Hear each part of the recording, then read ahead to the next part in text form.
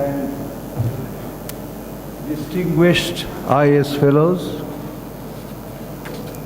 Mr. Chairman, I think I should introduce myself because there may be in the audience someone who may not have even met me. I am from Bangladesh. Now I live in the United States, and in the capacity of being a research associate, I retired from Dhaka University as professor of botany. And I am very fond of the IT facilities available to the scientists. I am afraid to make this remark that many of us, particularly belonging to the older generation, do not take the full facilities available in this wonderful communication technology. Now, you have heard so many expositions yesterday, and I feel very diffident to express myself because compared to those wonderful deliveries, mine would not even stand comparison. What to talk of competing with them. So the title of my talk is Tapping Resources of Expatriate Scientists to Create Centers of Excellence in Islamic Countries.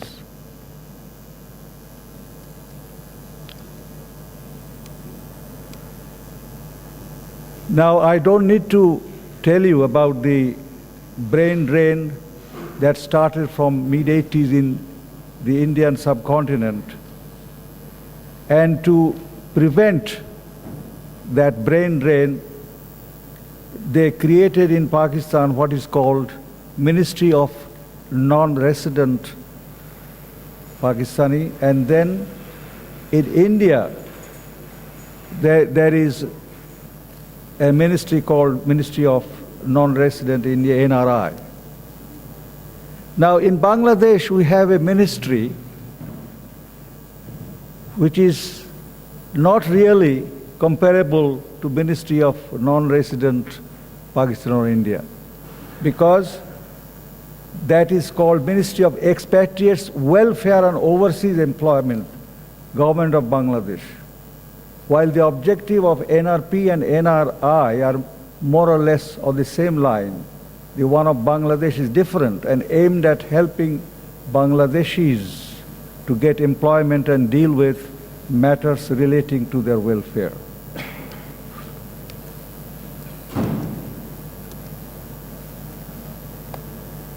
So I have already described the objectives of NRP and NRI. That is the ministry. So they create educational talent pools so that the prominent academicians working overseas can come to their respective country and teach at different universities for a limited time in multitude of fields in science, medicine, engineering, and other advanced technology.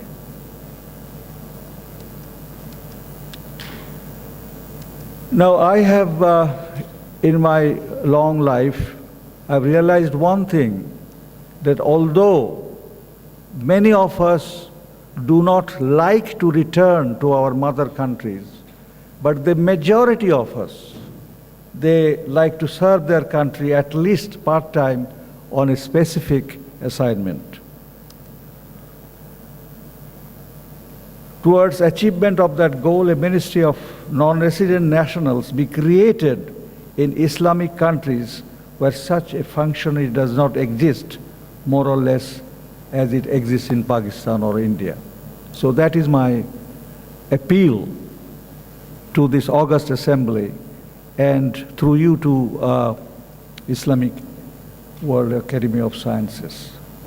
It will, all is needed is for the Director General and the President to address a letter to the Ministry of Education that when such ministry are working so well in two countries, so why not we start the same kind of ministry, but not with the objective which Bangladesh has got, in order which actually train people to go outside and send their remittances back to their country.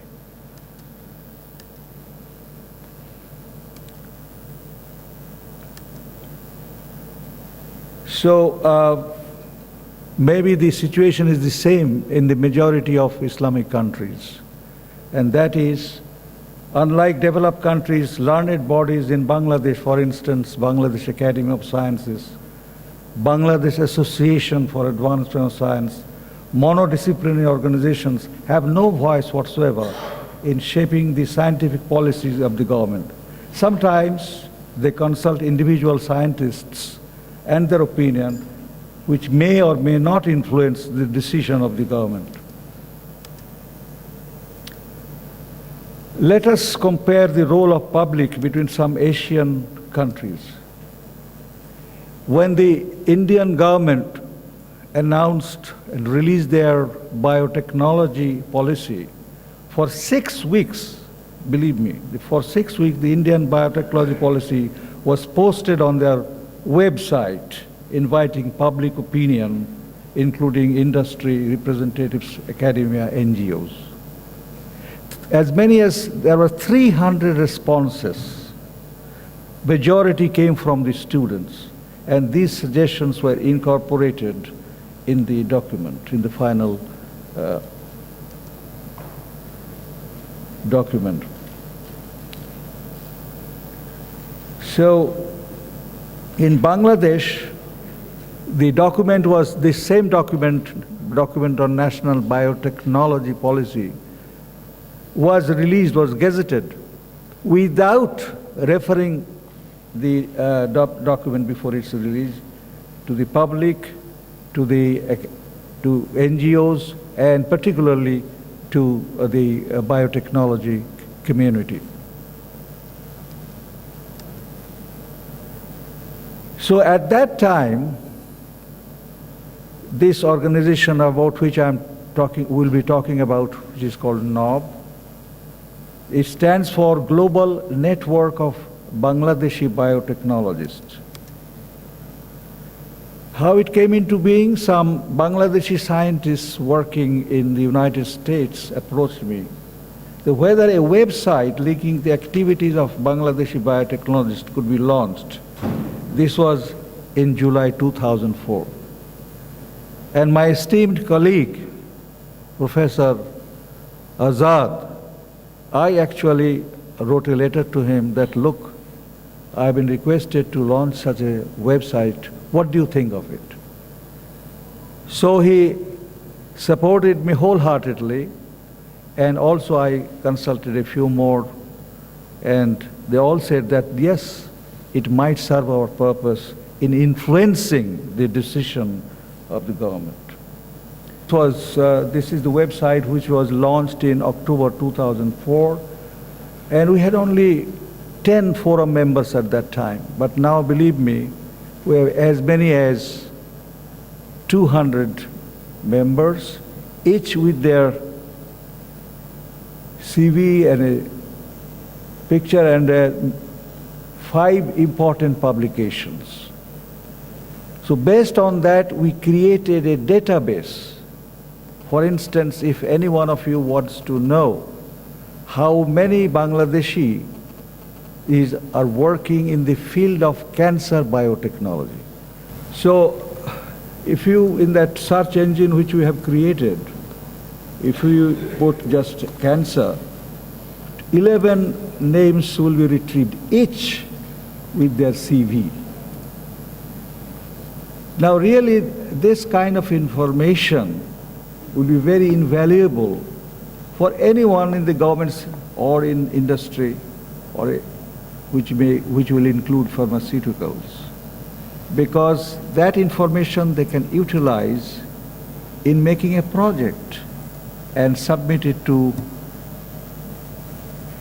any organization. So say for instance for cancer, so if the Bangladesh government wants to prepare a project on cancer, so all the information will be available and the manpower, skilled manpower available, because sometimes we prepare a very nice project, but we don't have manpower.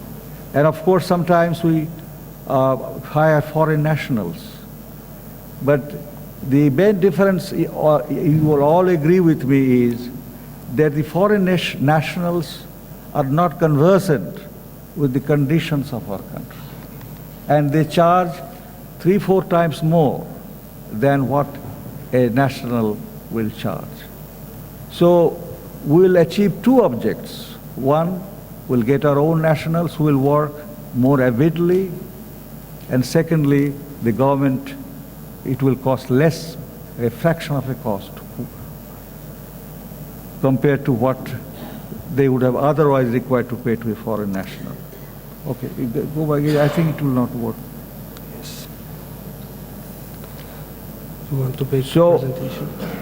then another interesting thing happened in the meantime, and that is the young biotechnologists, as soon as they saw this site, they got interested. They wanted to form their own group, Yahoo group they call it, Yahoo group of young Bangladeshi biotechnologists. And in the meantime, we did one more thing.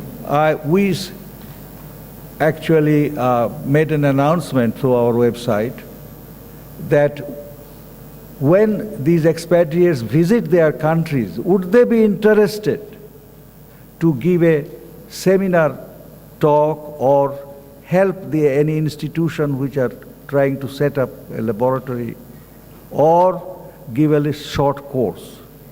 Immediately there was a huge response. And so as soon as they tell us that they will be going, say for instance, some are going to December. So the lectures have already been arranged. And when they will go, they go and give lectures in their field. And this is very much appreciated. And it has inspired the young biotechnologists.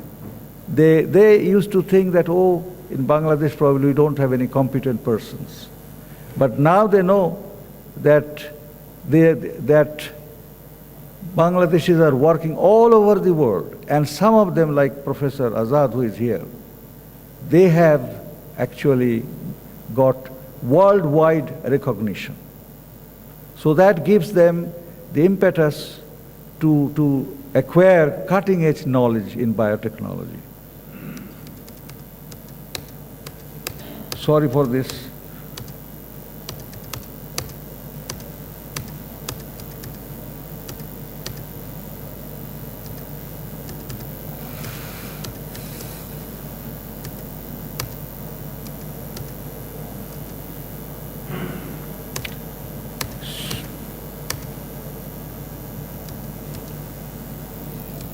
So as I was telling you, if you just put that name cancer and some 11 names will come up, and each is linked, as I was telling you, with their CV, including their important publications.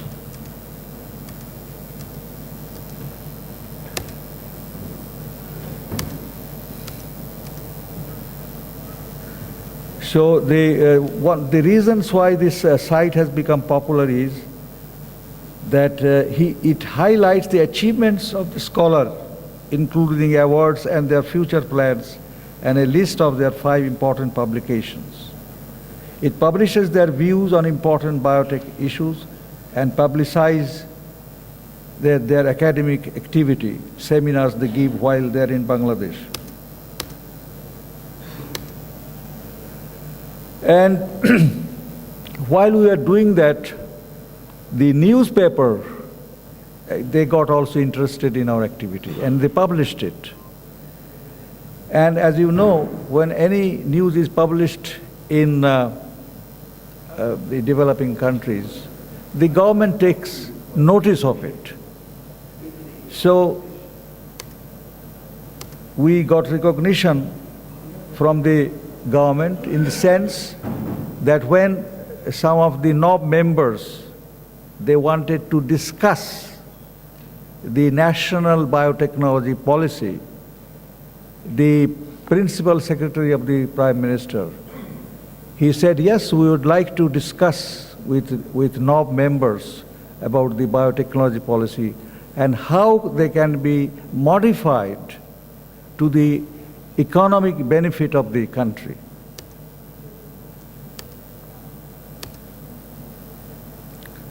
So we actually suggested that there should be a national commission of biotechnology, as it is at now. It has been created in Pakistan.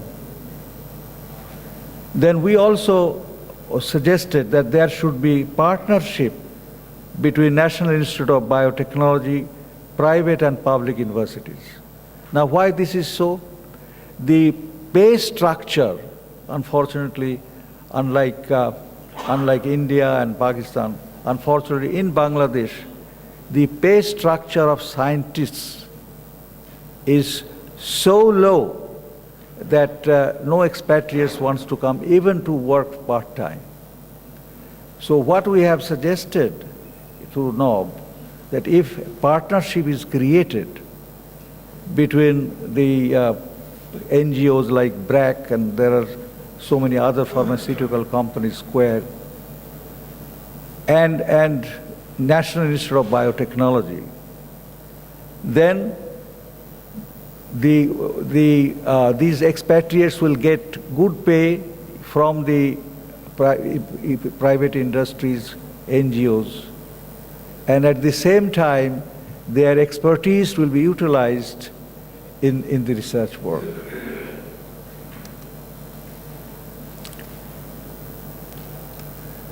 To create better infrastructure for molecular biology research, including field stations.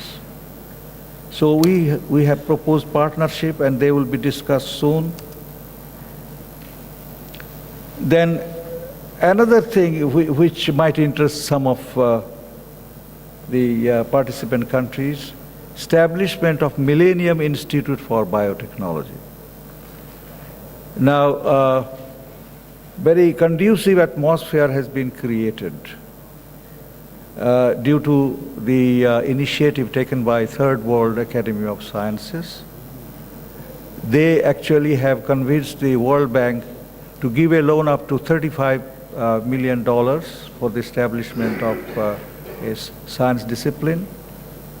And Brazil, then Vietnam, they have taken already advantage, and India also. So, unfortunately, a proposal was submitted by the Bangladesh government for the establishment of a Millennium Institute, but not for biotechnology, but in an area in which we do not have much expertise. So, NOB will sit with the government to convince that whether the proposal which has been submitted already could be modified to include biotechnology.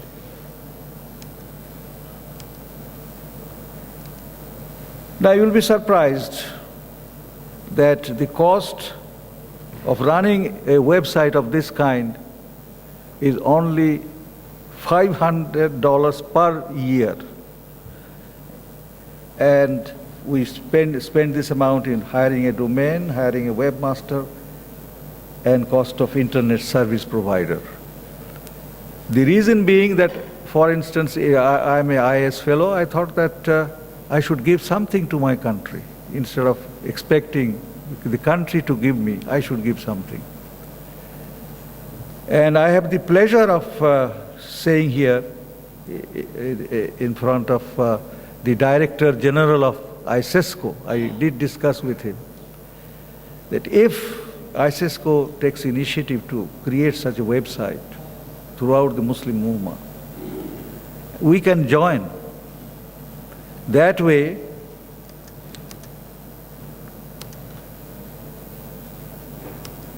we shall be able to mobilize the expatriates of different Islamic countries.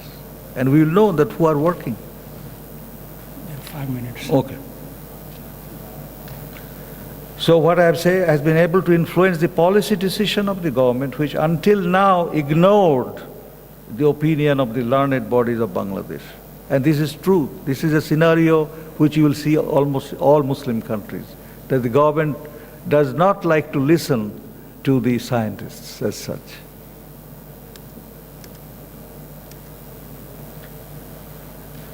So I will skip some. I have only 5 minutes. I have already mentioned help local university research organization by providing them the itinerary of the visits of the expatriates. So my appeal is that please consider launching websites on the line as suggested by my presentation. If NOB can achieve for weaving biotech community into one solid forum, chances are that you can achieve similar success.